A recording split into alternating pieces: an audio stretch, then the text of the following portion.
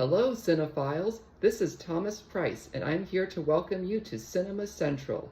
This is a special channel right here on YouTube where we will be discussing any and all topics related to film. And today I thought for my very first video, I would talk about one of my all-time favorite studios, and that is, of course, Studio Ghibli.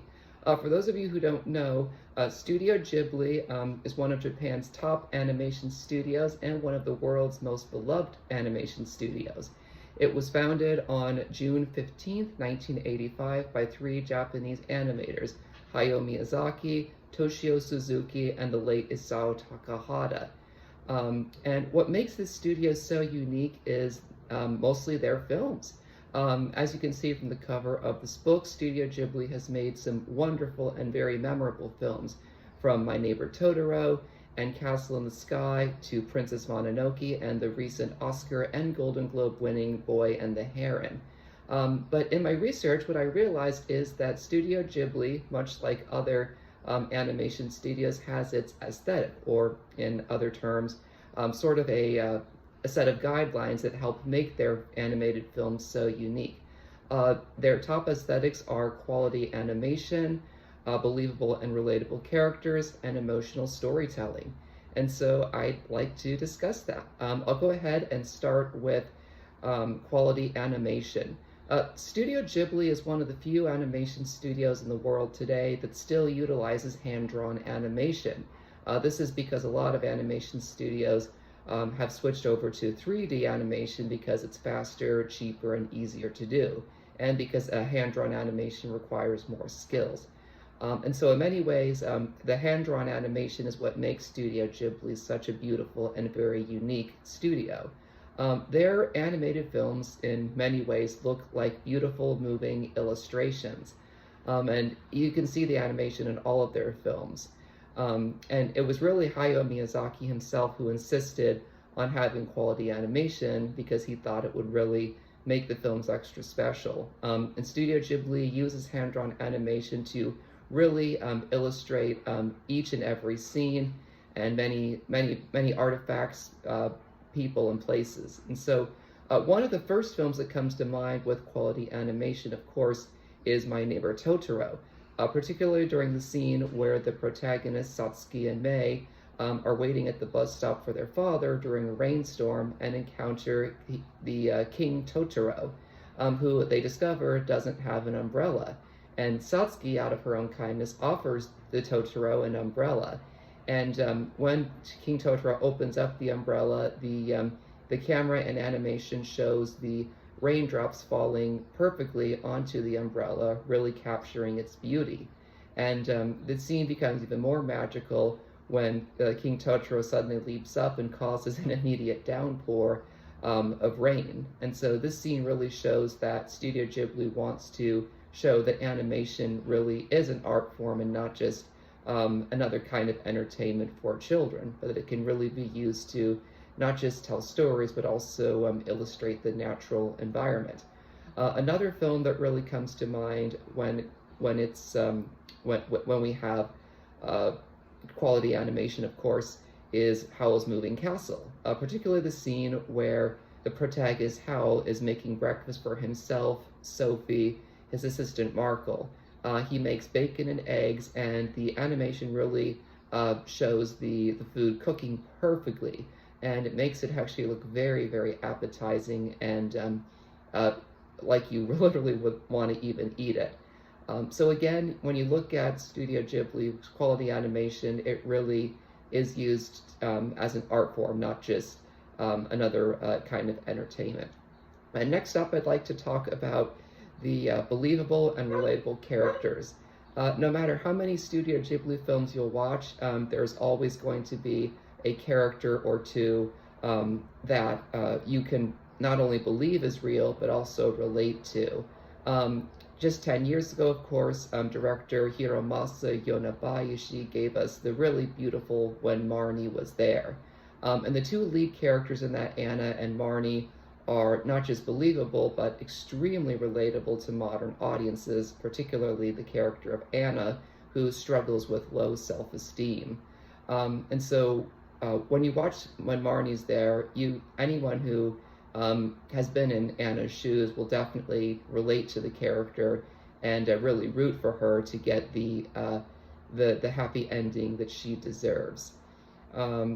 Also, another really believable character and relatable is Princess Nausicaa of the Valley of the Wind.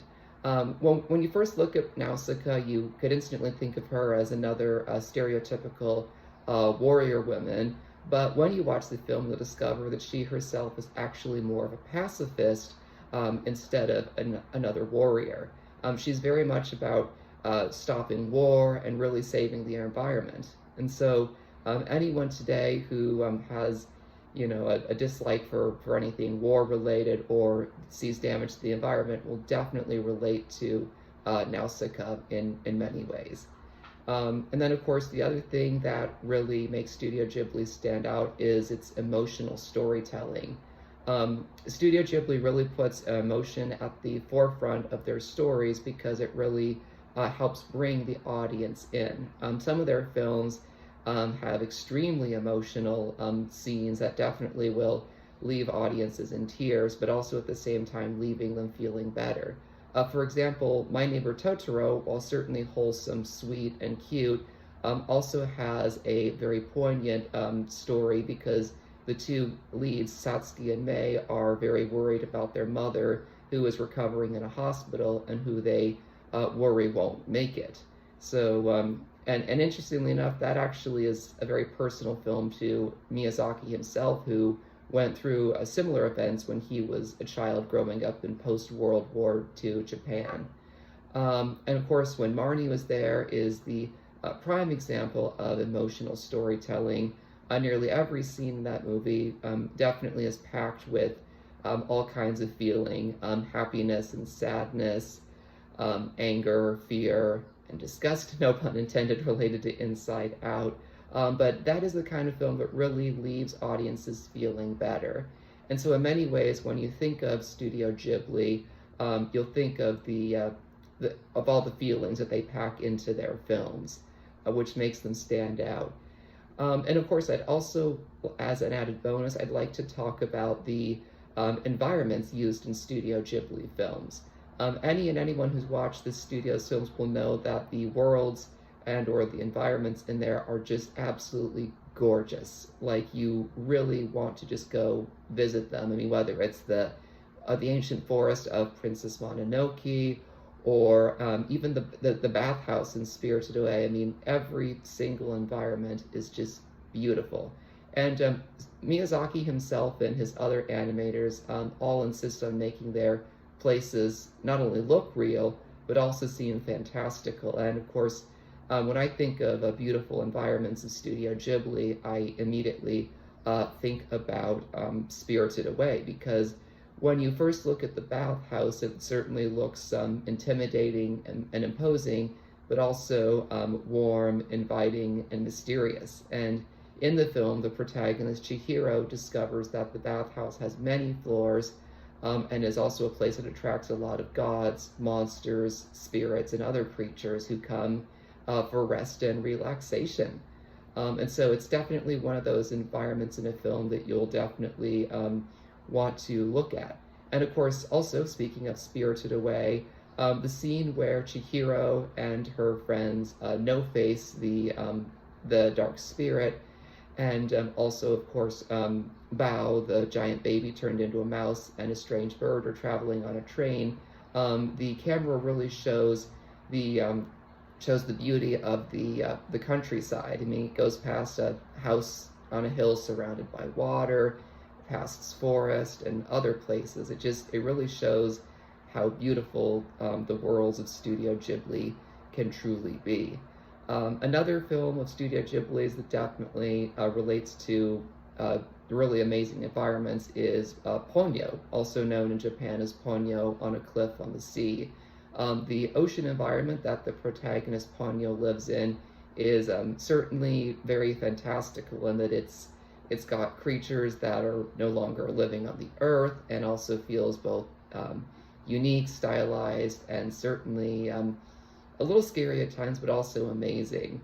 And of course, without the beautiful artist, I mean, these films might not be what they are. So ultimately, in many ways, Studio Ghibli's aesthetic is ultimately what makes it such a great studio. They use these to make the films unique, wonderful, and inviting, and in many ways, it's no wonder that these films have endured for as long as they are. And even though at the moment Ghibli is working on another film, it feels like they'll always keep making films no matter what. But at the forefront will always be quality animation, believable, relatable characters, and of course emotional storytelling, and also welcoming environments. Again, thank you so much for tuning in to the first video of Cinema Central. I'm Thomas Price, and please stay tuned for more videos. And yeah, please feel free to leave comments below. Anyways, thank you so much, and I will see you at the movies.